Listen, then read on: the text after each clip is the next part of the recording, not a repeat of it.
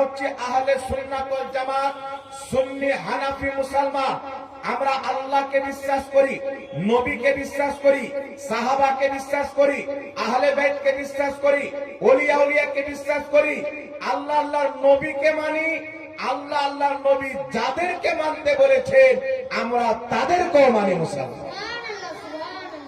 এখানে একটি জিনিস আমাকে আপনাকে বুঝতে হবে, ইবাদত যতই হোক না কেন, যদি আপনার অন্তরে ঈমান খানা না থাকে তাহলে আপনার ইবাদত সব বরবাদ হয়ে চিরস্থায়ী জাহান্নামী হয়ে যাবে। এইজন্য ইমাম কাজী আয়াজ রাহমাতুল্লাহ আলাইহি, বিশ্ববিখ্যাত মুহাদ্দিস, লক্ষ লক্ষ হাদিসের হাফিজ, তিনি নিজের কিতাব আশ-শিফার মধ্যে লিখতেছেন, যদি কোন ব্যক্তি নবী পাক সাল্লাল্লাহু আলাইহি সাল্লামের চুল মুবারককে চুলওয়া বলে আখ্যায়িত করে, নবী পাক সাল্লাল্লাহু আলাইহি সাল্লামের পবিত্র জুতা মুবারককে জুতুয়া বলে আখ্যায়িত করে, নবীর চুলের অপমান করে, নবীর জুতোর অপমান করে, সেই ব্যক্তি মুসলমান থাকতে পারে না। এই পৃথিবীর মুসলমান নবীর পরিধান করা জুতোর যদি অপমান করে সে মুসলমান থাকে না, তাহলে নবীর যদি অপমান করে সেই ব্যক্তি মুসলমান কি করে থাকতে পারে? এই জন্য পৃথিবীর মুসলমান সর্বপ্রথম ঈমান কি জিনিস এটা আমাকে আপনাকে জানতে হবে।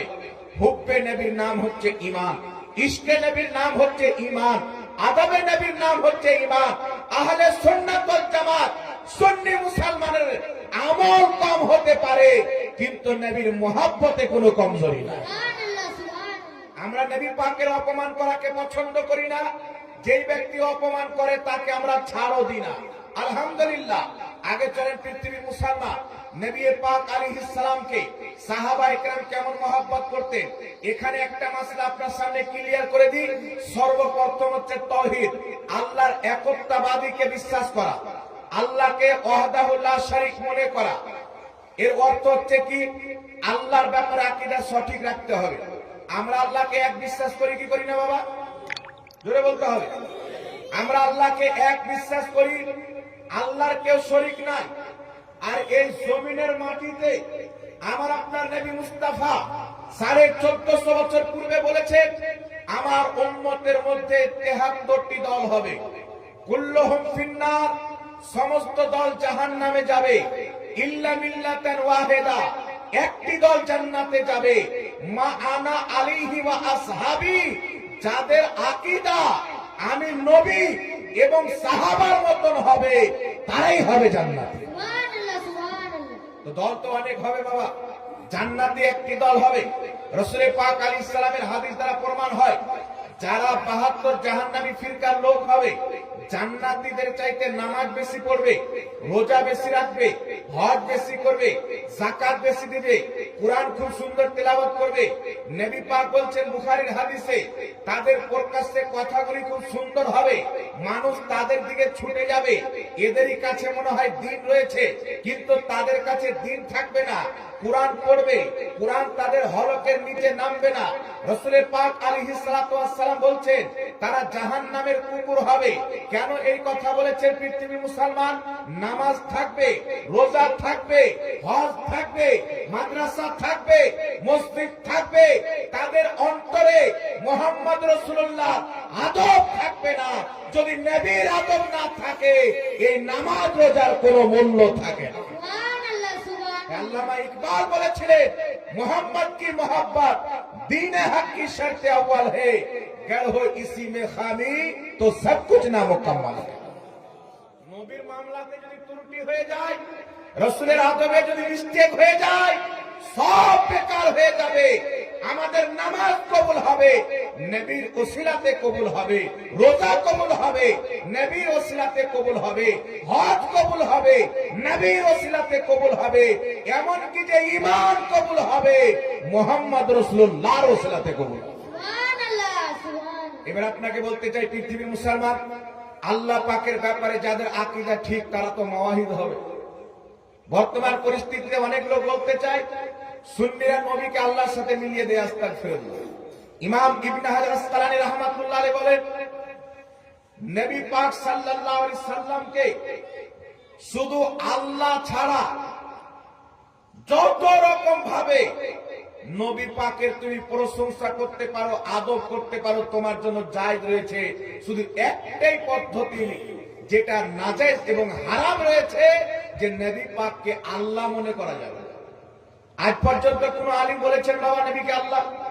জোরে বলতে হবে। আজ পর্যন্ত কেউ বলেছেন? পৃথিবীতে কেউ বলেনি। এইগুলো সব মিথ্যা অপপ্রচার করে আহলে সুন্নাত ওয়াল জামাতের বিরুদ্ধে ষড়যন্ত্র করার জন্য, মানুষকে গুমরাহ করার জন্য, পথভ্রষ্ট করার জন্য। এখন আপনাকে বলি, পৃথিবীর মুসলমান এই জমিনের মাটিতে বর্তমান কয়েকটি ফিরকা দেখতে পাওয়া যায়।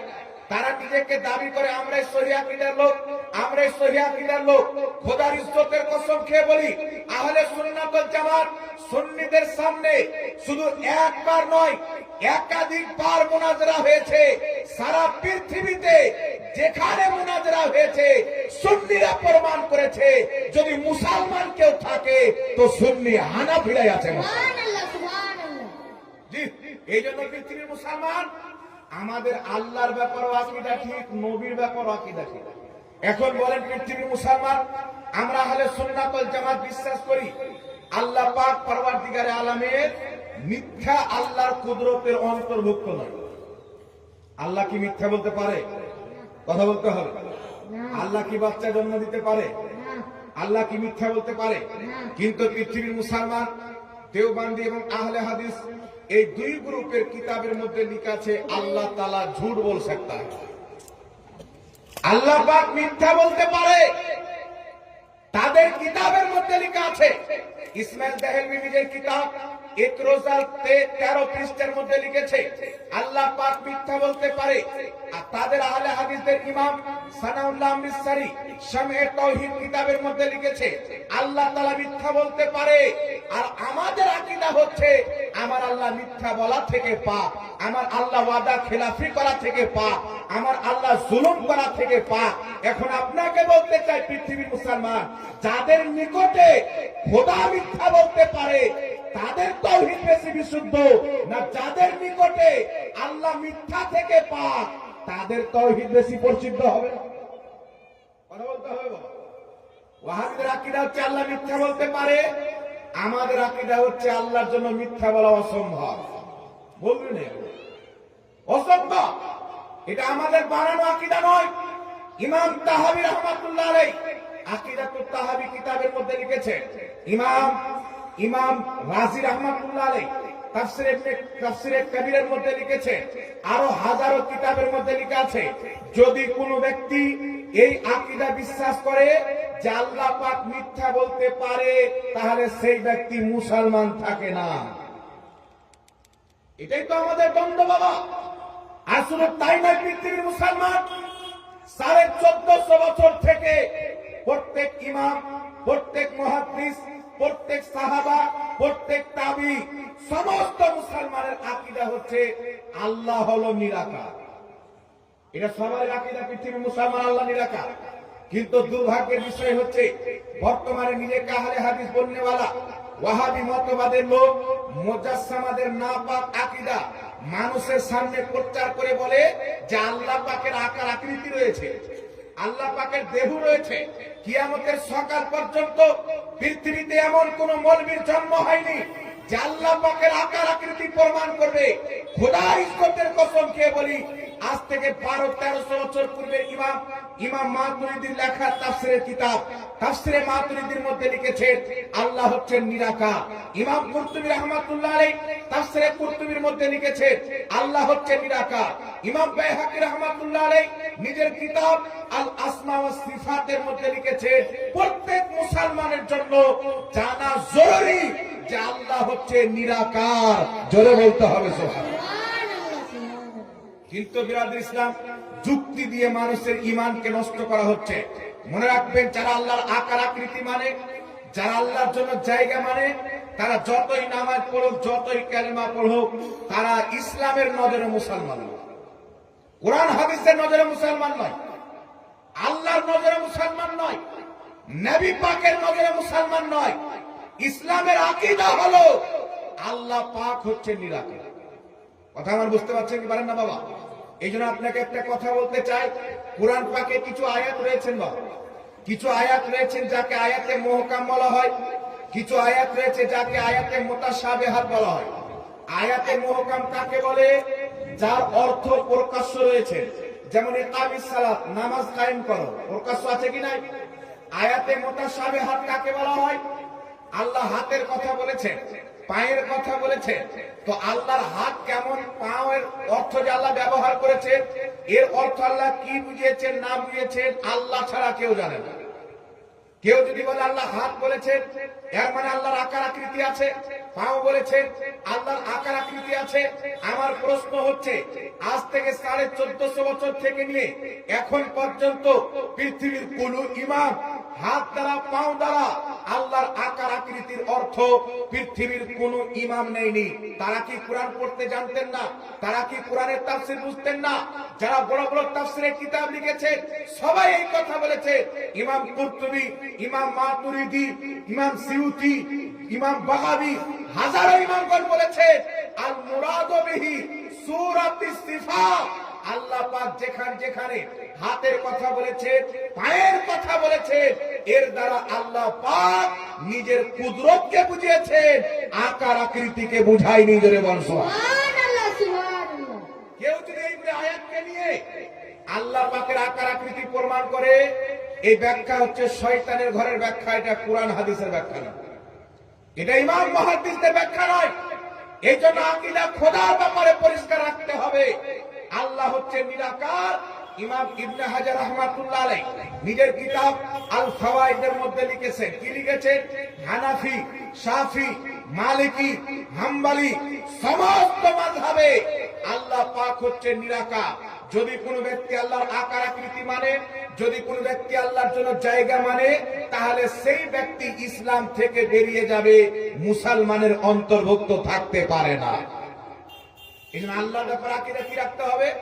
আল্লাহ মিথ্যা বলা থেকে পাক, চুরি করা থেকে পাক, এইগুলো হচ্ছে এইগুলো হচ্ছে গুনহার কাজ। আর আল্লাহ গুনহার কাজ করতে পারে, এটা মহাল, হতেই পারে না। আর দ্বিতীয় নাম্বার কি আকীদা রাখতে হবে? আল্লাহ হচ্ছে নিরাকার। আচ্ছা বিরাদর ইসলাম, একটা কথা বলি, আল্লাহর আকার আকৃতি আছে, এই আকীদা আসলো কোথায় থেকে? 200 বছর পূর্বে চলে যান, 500 বছর পূর্বে চলে যান, 1000 বছর পূর্বে চলে যান, 1300 বছর পূর্বে চলে যান।